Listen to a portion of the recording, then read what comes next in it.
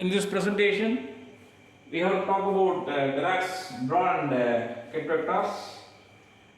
In vector space, the state of a physical system can be expressed by a vector called state vector.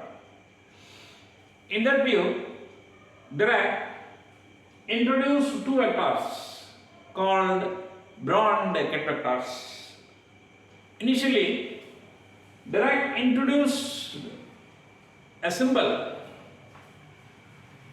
say ket.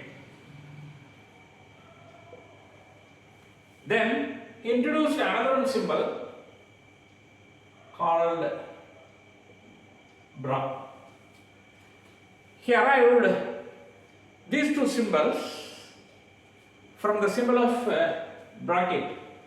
So this is a bracket symbol. From the bracket symbol, Dirac arrived drawn ket symbols. A line is drawn at the middle of the bracket symbol. Then the front half is called draw and the second half is called ket. The words draw and ket are arrived from the single word bracket. See, B-R-A-C-K-E-T is bracket. If you drop the letter C is removed. We can get two words, draw and ket. According to Dirac, the wave function psi is expressed as ket of psi. Psi is expressed as ket of psi.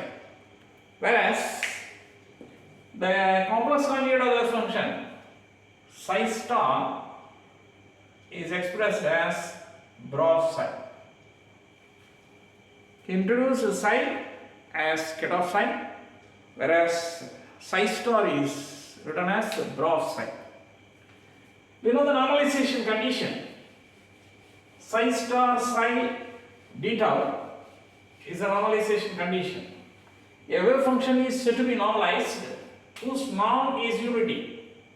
Then the normalization condition is psi star psi d tau is equal to 1. Then this is expressed in terms of drawn ket vectors as bra of psi, ket of psi equal to 1. See, the psi star is expressed in bra space and the psi is expressed in ket space, that is equal to 1. This is normalization condition. We know the condition of orthogonality. Say psi I and psi j are the two wave functions and are mutually orthogonal. If these two wave functions are mutually orthogonal, they should satisfy the condition psi I star psi j d tau is equal to 0. If this condition is satisfied, we can say that the two wave functions are mutually orthogonal, which means that if you take the dot product of these two, a dot b equal to ab cos theta. If theta is 90 degree, cos 90 is 0, then we may simply point out that the wave functions psi I and psi j are mutually orthogonal. Now we may express this orthogonality condition in terms of drawn ket space as psi I inside the bra space, psi j inside the ket space equal to 0. Here psi I star is expressed as bra of psi I. The psi j is expressed as ket of psi j, that is equal to 0. This is the orthogonality condition. Say a bra vector is given to you. This is our bra space if you take the complex conjugate of this bra space star should be equal to Ket space. This is equal to Ket of one quantity. This is equal to Ket space. See this, a bra space is taken and the complex conjugate is given to the bra space, then the bra space is converted into Ket space. The converse is also true. If you take the complex conjugate of the bra space, we are getting Ket space. If you take the complex conjugate of a Ket space, once again we can get the bra space. This is also possible. Say this. This is Ket space. Take the complex conjugate of this Ket space. This is equal to bra space. Now, if you want to allow an operator on a Ket vector, say Ket of L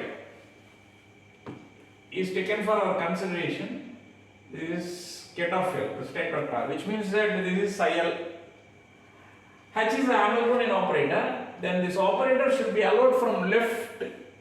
This operator is allowed to operate on the Ket L from left. Then it may provide an eigenvalue EL and Ket L. Say a bra vector is taken for our consideration, bra of K, which is nothing but our psi K star. Then the same Hamiltonian operator is allowed to operate on this bra vector not from the left but from the right. This bra vector is operated by the Hamiltonian from right. Then which may provide the bra vector and the eigenvalue Ek. In this way, the operations are made with the help of Hamiltonian operator on Ket and bra vectors. That's all about the fundamentals of Dirac's bra and Ket notations.